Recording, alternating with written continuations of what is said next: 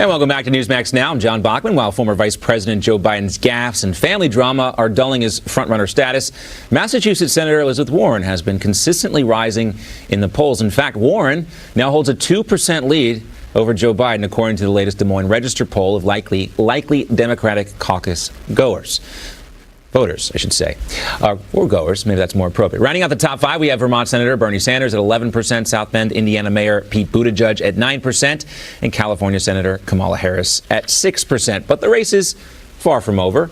The very same poll just shows that just 20% of likely Democratic caucus goers say their minds are made up, while 63% say they could be still persuaded to support a different candidate than the one that they selected in that last poll. Still with us, our panel, Jessie Jane Duff, Chris Wilson, and Dr. Lauren Wright. All right, Chris, let me start with you. The Iowa caucus is on February 3rd. It's a little over 4 months from now. Let's assume that things keep going in the direction they are going now and Biden does not win the Iowa caucus. Is his campaign over? I don't think it's over, but I think it's on life support. I mean, really what you have is sort of an elimination system in the primaries and caucuses. You have Iowa that comes first, and whoever comes first, second, third out of there really kind of goes into New Hampshire with a pretty good amount of momentum. And then from there you go into South Carolina, Nevada, and then Super Tuesday. And so it really becomes this process where it gives the primary voters in both parties the ability to cull down and make decisions between a smaller number of candidates. But I will point out, I mean, whoever's polling first in September of the year before is really almost irrelevant to who ultimately wins. In fact, if you look back to 2016 on the Republican side, going into the Christmas season, Ben Carson was in first place, according to the Des Moines Register poll. And the last poll that they did was on the Saturday before the Monday caucus. And yes, it's on a Monday. It was on a Monday last time. It had Donald Trump in first place and Rubio moving in front of Cruz for second place. And Ted Cruz ended up winning. Now, it also shows that just because we won in Iowa, we didn't necessarily do as well as we would have wanted to in New Hampshire. So it can be, it's an overall process I think that matters. But what's going on today is almost irrelevant to what ultimately happens. But what is fascinating about it is I agree with you there, but I think what's different perhaps about this situation, and in similar to the way it was in 2016 for Hillary Clinton, is when you're like Joe Biden, you're kind of anointed as the next heir apparent to the Democratic throne. The expectations game you're playing here, Lauren, right? You got to exceed expectations, and anything short of a dominant victory in Iowa would not be exceeding expectations for Joe Biden. The other thing, too, I think, Chris, what's different this election cycle, too, is there is this story out there about Joe Biden in the candidacy imploding. And, Lauren, right, this story only adds more fuel to that fire and propels Warren more. So the momentum, the trend line, I think, is more telling than the actual point of where the poll is right now with Elizabeth Warren.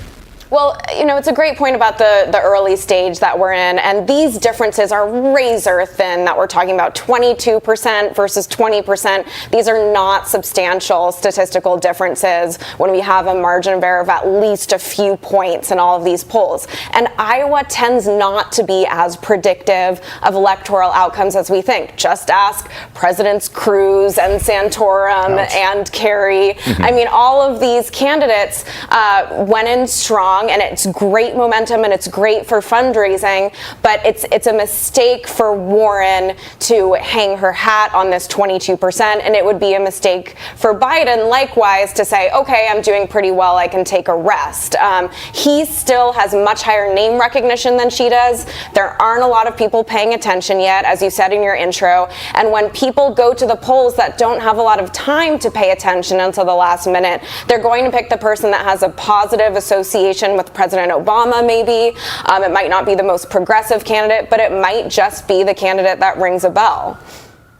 Jessie, there is a stark difference between Elizabeth Warren and Joe Biden that I want to talk about, too, and that she is the candidate out of the two who's really ready to go all in on the whole impeachment issue. She was asked about this weekend in Des Moines.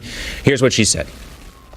No one is above the law, not even the President of the United States. Congress failed to act, and now Donald Trump has shown that he believes he is above the law. He has solicited another foreign government to attack our election system. It is time for us to call out this illegal behavior and start impeachment proceedings right now. Now, Jesse, what you really want to ask her is, but what about Joe Biden, Miss Warren? But, she's not going to go there quite yet. But when you hear that answer from her, she is giving the far left flank of the Democratic Party what they want. Joe Biden hasn't been willing to go there yet. She absolutely is giving them exactly what they want to hear. She's drumming up her base with the impeachment Mr. Secretary.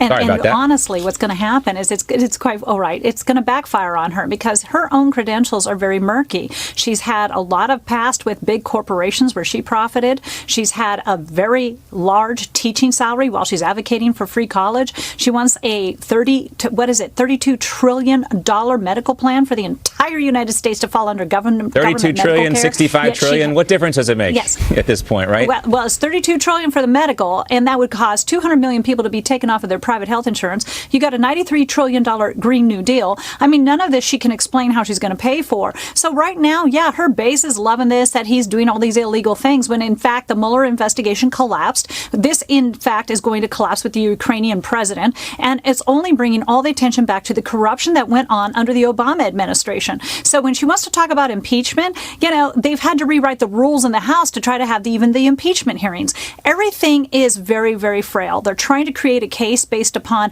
their own ideology instead of based upon facts. And it's really good for her to get everybody drummed up, but I think she's going to be a very harsh target of President Trump when and if she should win that primary. He's going to go after her, and she's going to have to answer for a lot of things in her own backyard.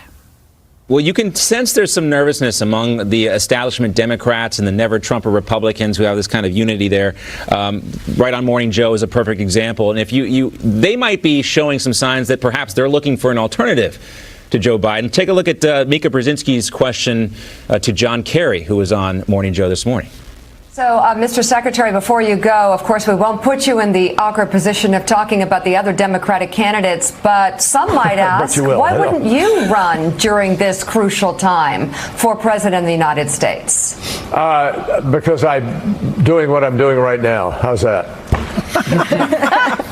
Pretty good. Underline Former right Secretary of State John Kerry. Well, Chris, he's doing interfering with the Iranian government. Somehow, I guess that's what he's doing. But you think Democrats are starting to look for an other mainstream, moderate alternative? That's exactly what's happened. I really think you have two kind of clear lanes here in the Democratic primary. You have what is a moderate Democrat, which is not moderate by any stretch of the definition, but in their party it is. And then you have kind of the socialist lane.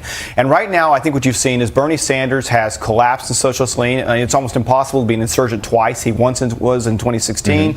And his whole stick of yelling and cussing a lot has kind of been, it's fallen on deaf ears now, and Democrats are sort of tired of it. And now Warren has taken that socialist lane. And so you have a potential space opening up in the moderate lane. Does Joe Biden regain that position, or does someone else come in and take that over for him? And it's shocking to me that Kerry would be considered a moderate today compared to where he was, just a few short years ago. But there are other people who could fulfill that role for Biden. And I think that's going to be the fascinating aspect to watch in this going forward is does Biden continue to slip and then someone else replace him as the more moderate mainstream Democrat?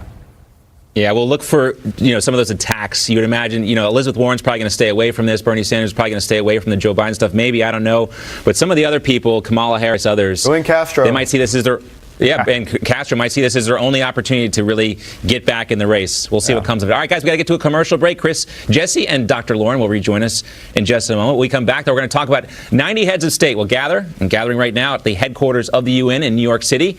It's the annual UN General Assembly. President Trump is there. He's authorizing troop deployment to Iran. Are we headed for another war in that region? Former CIA analyst Fred Fleitz will be here with us for tonight's Flashpoint segment. We'll be right back.